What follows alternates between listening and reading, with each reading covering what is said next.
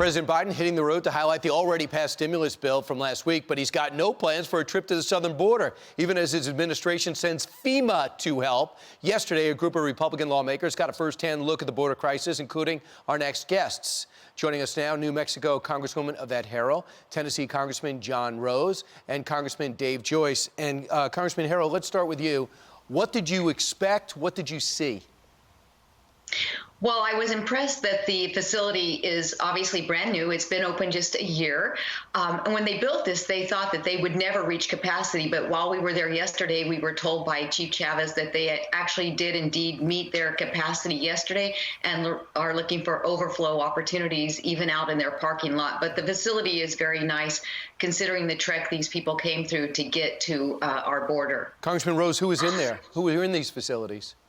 Well, we saw a combination of families, unaccompanied minors, and individual adults that are being processed at this facility. Obviously, the unaccompanied minors maybe is the most tragic of the stories.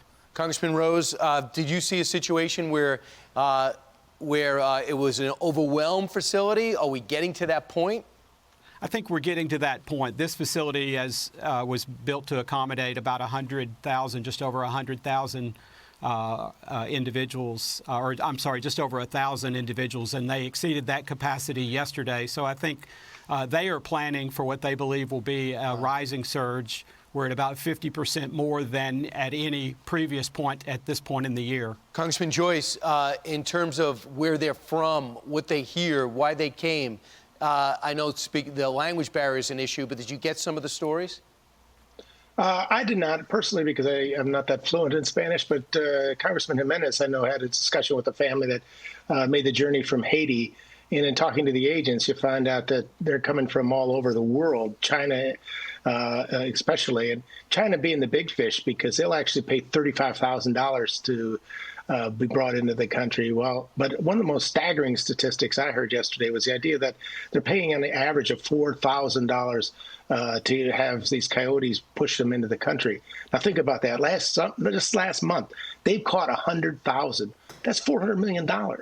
So there's and think of the people we didn't catch. So there's a huge financial incentive for this to occur as well. Let's take a look at some of the stats. The southern border migration encounters, we have a full screen. 100,441 came in February of 2021. That's stunning. That's up 28% from January, up 174% from February 2020, the highest since June of 2019. So this is stunning. Congresswoman Herrell, when you look at this situation, where is this heading? Where are we going to be in 3 weeks? Where are we going to be in a month?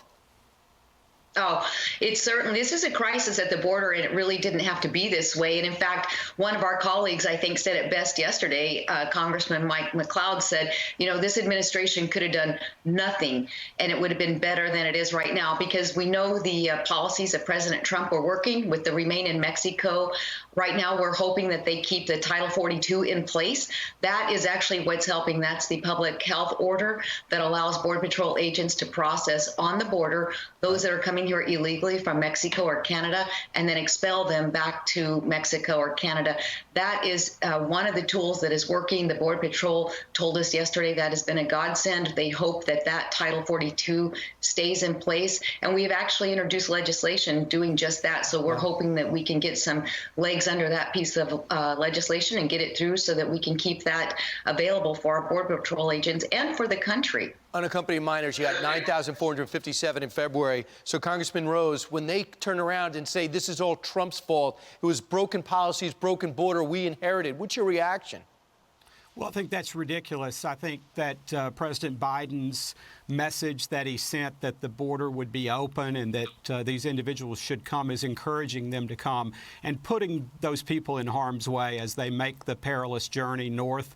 And so I think it's ridiculous to lay this at the feet of President Trump, because clearly this is Biden's crisis. It's Biden's scandal. And he won't even admit it, and he will not let the Border Patrol talk about it, but yet the stress is overwhelming.